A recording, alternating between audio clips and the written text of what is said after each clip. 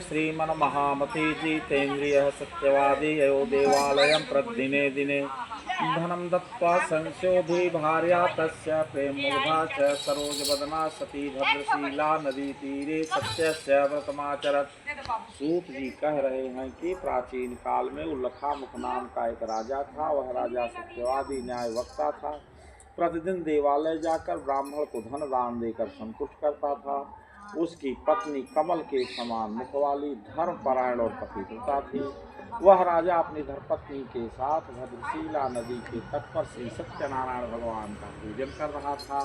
उसी समय अनेक प्रकार की पुष्कर धनराज से संपन्न साधु बन आया और भद्रशीला नदी के तट पर नाव को स्थापित कर वह राजा के समीप गया तथा राजा को व्रत करता हुआ देख प्रणाम करके बोला, हे राजन, भक्ति युक्त होकर आप क्या कर रहे हो?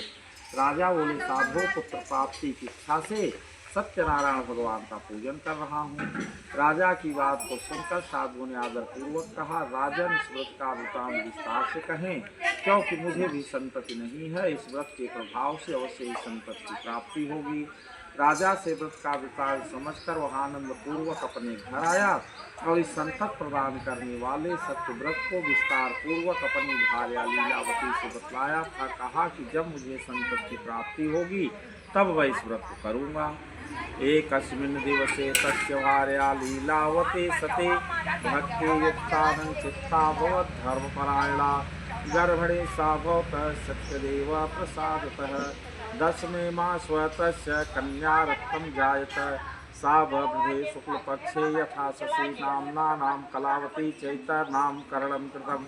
सूत जी कह रहे हैं कि एक दिन उसकी लीलावती नाम की सती साध्वी भार्या पति के साथ आनंद चित्त से ऋतुकालीन धर्माचरण में प्रवृत्त हुई। भगवान की कृपा से 10वें महीने में उससे कन्या रथ की उत्पत्ति हुई। वह कन्या शुक्ल पक्ष के चंद्रमा की भांति बड़ी होने लगी। उसका कलावती नाम रखा गया। लीलावती ने अपने स्वामी से मधुर वचन में कहा कि आप पूर्व में संकल्पित श्री सत्यनारायण भगवान के पूजन को क्यों नहीं कर रहे हो? साधु बनिया बोला, प्रिय, इसके विवाह के समय में मैं इस व्रत को करूँगा। इस प्रकार अपनी भार्या को समझा बुझाकर व्यापार के लिए नगर को चला गया। कुछ समय व्यतीत हो जाने पर धर्मज्ञ साधु ने नगर में सखियों के साथ क्रीड़ा करते हुए अपनी कन्या को विवाह योग्य देख आपस में मंत्रणा करके कन्या के विवाह के लिए श्रेष्ठ वर का अन्वेषण करो, ऐसा कह करके दूतों को भेजा। वे दूत योग्य पद को ढूंढते ढूंढते कांचन नामक नगर को गए। वहाँ से बड़े पुत्र को लेकर के आए। उस बड़े पुत्र को सुंदर और गुणों से संपन्न देख अपनी जात के लोगों तथा बंधुवान ने उपस्थिति में कन्या का दान कर दिया, परंतु सत्यनारायण भगवान का पूजन न कर सका। पूर्व संकल्प के अनुसार पूजन न करने के कारण सत्यनारायण भगवान उसको पवित्र से श्राप दिया, जा तुझे कठोर से कठोर दुख प्राप्त हो जाए। काल की प्रेरणा से ये दोनों व्यापार करते करते राजा चंद्रकेत के नगर पहुँचे और वहीं पर दो चोर राजा चंद्रकेत के धन को चुरा कर आए, जहाँ पर ये बड़ी रुके हुए थे।